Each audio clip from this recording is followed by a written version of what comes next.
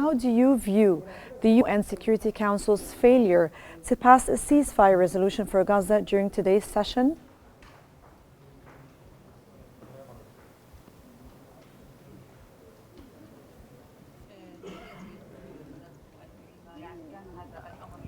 Greetings, everyone. Thank you for hosting me.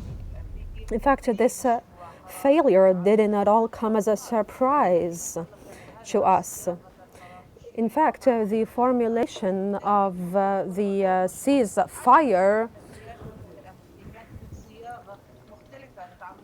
or there should have been a ceasefire that is indefinite without any conditions, but it seemed that the United States was not on board with that. And so this is not at all a surprise to us. It is very evident that there is some kind of partnership between the United States and Israel regarding what is happening right now and unfolding in the Gaza Strip.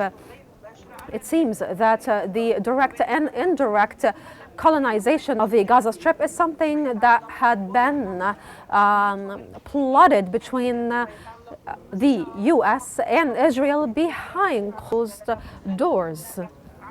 There has at least to be some kind of international consensus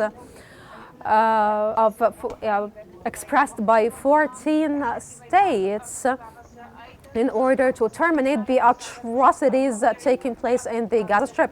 And in fact, this actually happened. We have witnessed today that a lot of states in the world were striding or were trying to express their objection to the atrocities happening in Gaza Strip. But still, Israel, it seems, is just going on with achieving its investment and strategic and socio-economic goals in Gaza Strip. And right now, there is a focus on the north of Gaza. And Netanyahu today expressed that Hamas has no control over the Gaza Strip. And this is, just Netanyahu coming out and trying to brag about his recent achievements.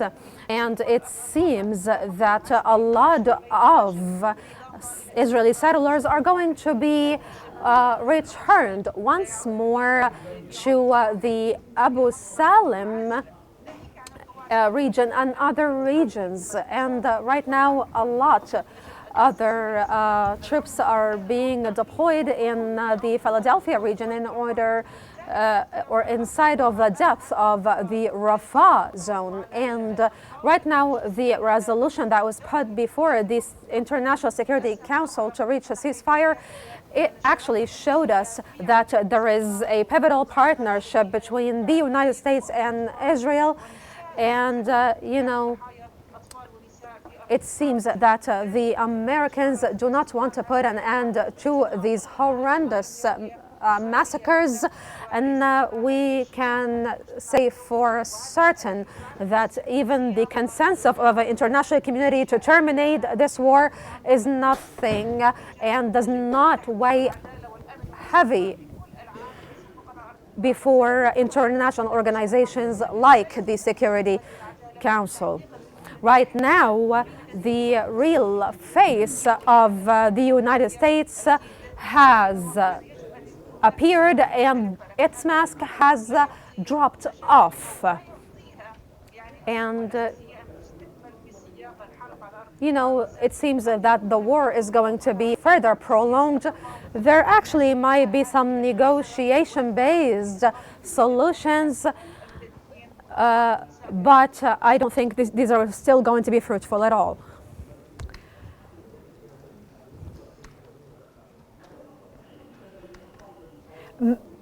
Ms. Tamara, now as you're mentioning that there is a partnership, as you're saying, between Israel and the United States, why do you think this is actually happening against it's a humanitarian atrocity that's going on, and they insist on blocking the resolutions in the Security Council regarding a ceasefire in Gaza, despite the significant differences between the occupation and the Biden administration?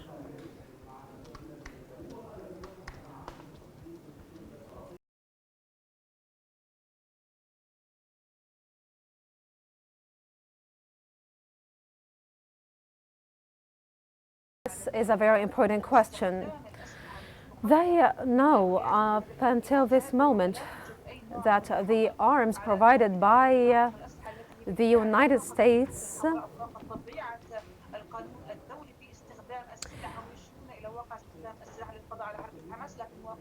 in fact are utilized to terminate and demolish civilian infrastructure and to murder civilians.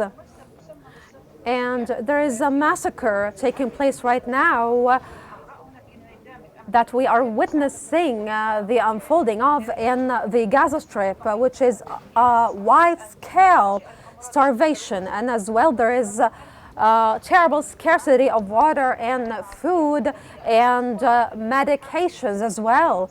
Right now there is a lot of civilians, including children, that are suffering from negative effects of disease because of a lack of access to proper medications.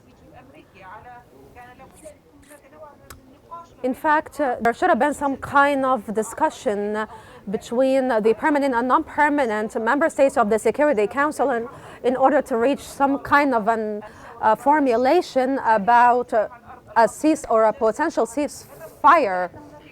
But what we have seen is that the veto was used in order just to propagate the massacres taking place in Gaza. And right now we can see that the Israelis just want to establish military rule over the...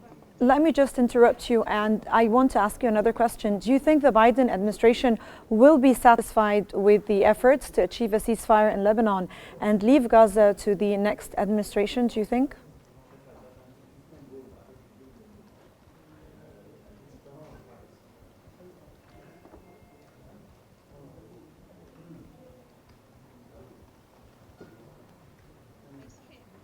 Yes, I believe this is what's going to happen. In fact, there were two subjects that, according to Trump statements, were expressed. Trump, in fact, said that he wants Netanyahu to terminate and resolve the two subjects of Lebanon and Gaza. And so it seems that Biden wants Trump to inherit a tumultuous subject, a subject relating to the ongoing war in Lebanon and Gaza. And so this is evident, in fact, and as well the United States are going to suffer a ton on an economic, or Israel is going to suffer a ton and Ms. Tamara, on an economic level. As we want to just wrap up with you, I was interested to know, and how do you think the UN General Assembly can actually force Israel to implement a ceasefire in Gaza? How do you think?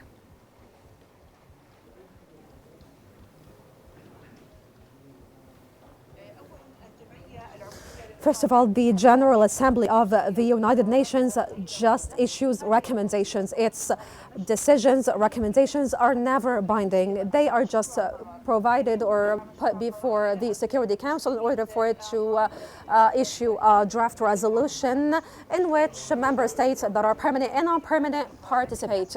If there is a consensus, then the resolution can pass, but still, the predicament here is the veto use from the end of permanent member states of the United Nations or the Security Council. And so there is a pressing need to restructure the Security Council and its membership, because the current setup of the Security Council is not at all consistent with the principles of justice and with the administration of justice.